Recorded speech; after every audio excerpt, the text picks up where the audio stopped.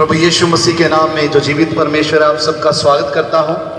और इस वक्त मैं याद करता हूं अपने बहुत ही आदरणीय डॉक्टर भीमराव अंबेडकर जी, उनके नाम पे भी मैं आप सबका स्वागत करता हूं। सब हाथ उठाकर धन्यवाद दें उस परमेश्वर के लिए। तो मैं एक छोटा सा गीत आपके सामने रखना चाहूँगा जिसमें आज की सारी तस्वीर आपको नजर आएगी।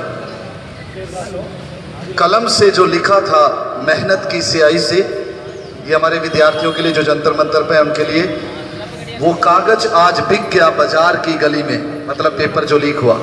रातों की नींद उड़ी थी, आंसू थे आंखों में, सपना था डॉक्टर बनने का, टूट गया राहों में। फिर हम प्रभु से पुकार कर रहे हैं, हे प्रभु यीशु तू न्याय का राजा है, अंधेरे में भी तू उजाला है, झूठ की दीवार गिरेगी, एक दिन सच्चाई की जीत होगी। हालेलुया। गरीब का बेटा पढ़ता है, कर्ज लेकर फीस भरे। आज कई बच्चों ने जो चाहे पेपर जब हुआ था नीट का या जितने भी एग्जाम, तो कईयों के पास शायद फीस भी नहीं थी, कर्जा लेकर फीस भरी। तो ये एक दुख की बात है, पेपर लीक हो जाता है और फिर कहते हैं दोबारा फीस भरो। तो कर्जे में एक विद्यार्थी डूबता जाता है, एक विद्यार्थी नहीं उसका परिवार भी। अमीर का बेटा खरीदे पेपर लाखों में। ठीक है, मैं भी पढ़ रहा था कि पेपर 15-15 लाख में बिके। कितने में जी? तो जिसके पास पैसा नहीं उसकी तो मेहनत, और उसने मेहनत की है उसकी तो मेहनत क्या गई? बेकार। गरीब का बेटा पढ़ता है, कर्ज लेकर फीस भरे, अमीर का बेटा खरीदे पेपर लाखों में। क्या यही है तेरी बराबरी? क्या यही है इंसाफ? हे प्रभु यीशु तू देख ले, टूट रहा है विश्वास। तो हम जब यहाँ पर इकट्ठे हुए हम विश्वास टूटने नहीं देंगे।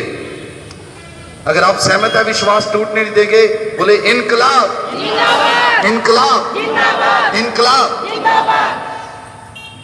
आगे बाइबल कहती है न्याय नदी की नाई बहे।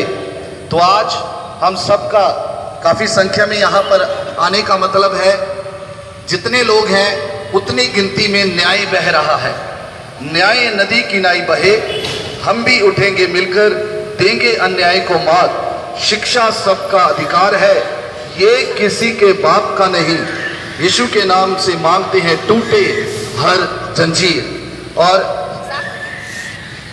और उस परमेश्वर ने हमें संविधान भी दिया है जो हमारे माननीय डॉक्टर भीमराव अंबेडकर जी के द्वारा दिया गया है। उसी की बदौलत आज हम इस देश को चला रहे हैं। और कुछ लोग चाहते हैं कि ये देश मनुवाद से चले, लेकिन ऐसा नहीं होगा। ठीक है, यहाँ पर कुछ स्लोगन है, मैं पढ़ना चाहूंगा, आप पीछे बोल सकते हैं।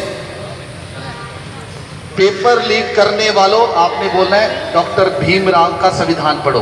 पेपर लीक करने वालों, पेपर लीक करने वालों। मैं बोलूंगा शिक्षा पर हमला, आप बोलेंगे अब नहीं सहेंगे। शिक्षा पर हमला, हाथ उठा के दोनों, शिक्षा पर हमला। आगे मैं बोलूंगा छात्र विरोधी सरकार, आपने बोला नहीं चलेगी अब की बार। छात्र विरोधी सरकार नहीं चलेगी अब की बार। छात्र विरोधी सरकार नहीं चलेगी अब की बार। मैं बोलूंगा धर्म की आड़ में, आपने बोला राजनीति बंद करो। धर्म की आड़ में राजनीति बंद करो। धर्म की आड़ में राजनीति बंद करो। धर्मेंद्र प्रधान, दोनों हाथ उठने चाहिए। धर्मेंद्र प्रधान, ठीक है। तो आज जब हम सभी साथी इकट्ठे हुए, तो अगर देखा जाए देश में तीन ही मुद्दे मुख्य हैं। तीन मुद्दे मुख्य हैं तो बहुत सारे मुद्दे। आज तो अगर देखें हर बात यहाँ पर मुद्दा ही, 2014 के बाद हर बात, चाहे वो फैक्ट्री में नौकरी करने वाला काम हो, छोटे कर्मचारी से बड़ा कर्मचारी तक। हम ये ना कहें कि ऑफिसर्स बहुत अच्छे से, ऑफिसर्स भी बड़े परेशान हैं 2014 के बाद। और ये जो छोटे छोटे बच्चे ये भी परेशान हैं। आप देखिए हमारी बहनें भी आई और छोटे छोटे बच्चे भी आए हैं जिन्हें इस वक्त घर पर होना चाहिए था या स्कूल पर होना चाहिए था, लेकिन मजबूर है वो यहाँ आने पर। तो मैं बात करूंगा तीन मुद्दों की। पहला बोलेंगे शिक्षा, सब बोले शिक्षा। न्याय, रोजगार। शिक्षा, न्याय, रोजगार, ये तीनों खो चुके हैं। अगर इन तीनों मुद्दों पर आप बात करोगे तो आपको कहां डाला जाएगा? जेल में। या जैसे हमारे स्टूडेंट्स लाठी चार्ज, लाठी सहरे, या उनको पीटा जा रहा है। और मैं पढ़ रहा था कि वहां पर पुलिस वाले या आर्मी वाले बिना नेम प्लेट के थे। किसके थे जी? और शायद हमारे माननीय भीम आर्मी के प्रदेश अध्यक्ष जी जानते हैं, एक बार हम यहाँ प्रेजेंटेशन के लिए आए थे, यहाँ पर भी हमारे एक पुलिस वाले बिना नेम प्लेट के थे। तो ये एक बड़ा चिंता का विषय है। आप मानते हैं कि ये क्या चल रहा है? सीधे रूप में गुंडागर्दी है और इसको हमें रोकना ही होगा। जो आप सोचते कहीं पर भी मारपीट हो जाती है, और वो देखो सरकार की नजर में, आपने खुद यूट्यूब पर देखा है। तो वापिस आऊंगा मैं, शिक्षा, न्याय और रोजगार। आज इसी मुद्दे की वजह से हम बैठे हैं, और आज का जो मेन मुद्दा चल रहा है शिक्षा चल रहा है खासकर, लेकिन इसमें हम रोजगार की बात करेंगे, न्याय की भी बात करेंगे।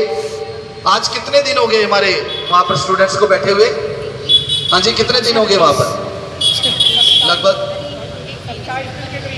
हाँ 1 महीना लगभग हो गया। और वो मैं सुन रहा था, उन्हें रात को बहुत भूख लगी, खाना नहीं था, तो जोमेटो वाले खाना लेकर उनके लिए, तो कितनी बुरी बात है, कितनी बुरी बात है। और ये 27 दिन हो गए, सरकार को पता है कि बच्चे बैठे हैं, उनको खाना देने की बजाय। और मैं सोचता हूं इतना हमारे प्रशासन के लिए इतना बड़ा मुद्दा नहीं था, बच्चे आए थे उनकी सुनते।